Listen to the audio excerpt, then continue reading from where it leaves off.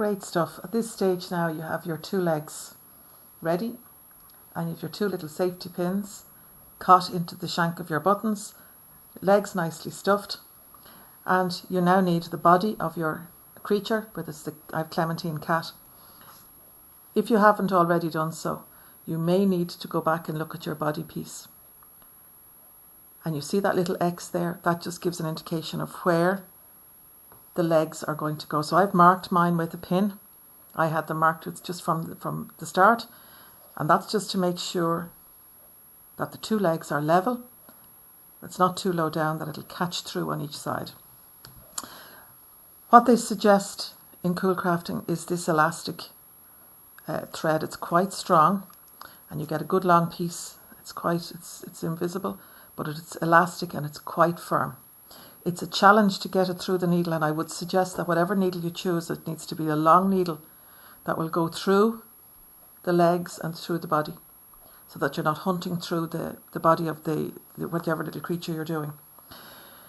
The elastic is hard enough to get through the needle, so little trick I've found is to use a piece of thread.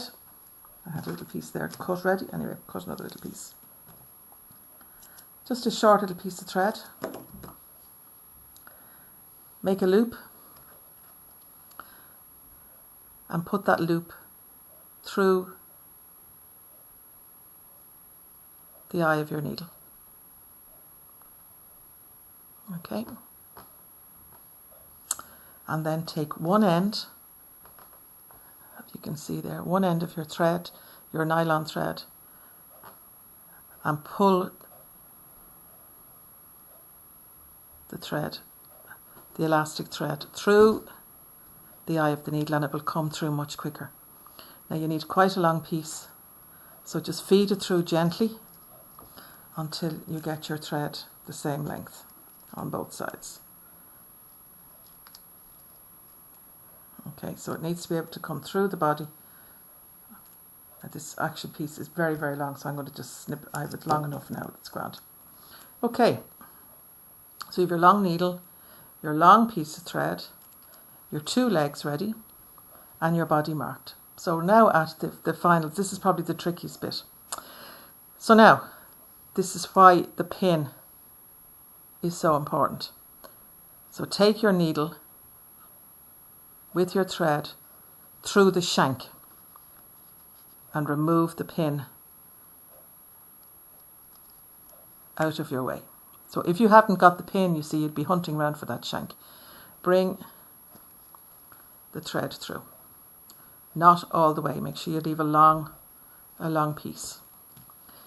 Now, take your needle through where you've marked and right out on the other side that you've marked, and pull it through.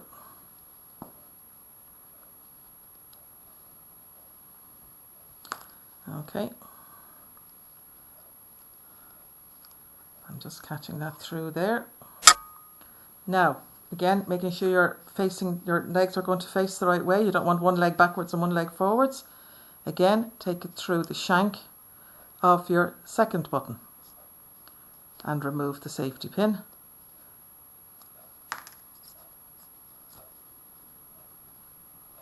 You can remove the 2 marking pins if that's what you used. Now, I'm going to carefully turn it upside down, and I'm going to go back beside, not the same hole, but back beside, and bring it out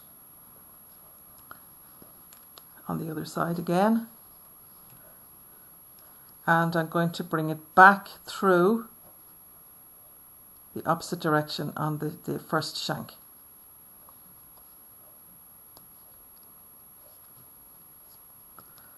You see that?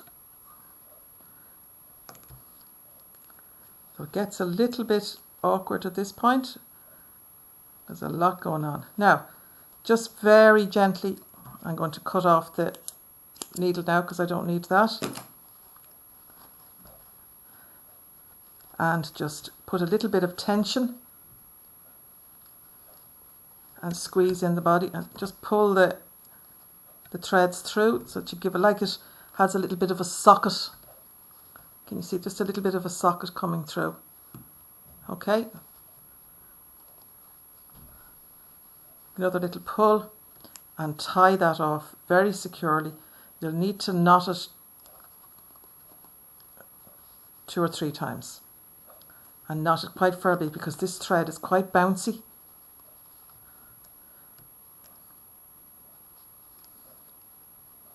But it will hold, but don't be afraid. You can give it quite a good tug there to get that. And then just clip the ends close, not too close now, close to the end, but they will sink in. And there's your little cat's body. And her legs are beautifully done. And that's quite secure. Okay, so have a good go at that.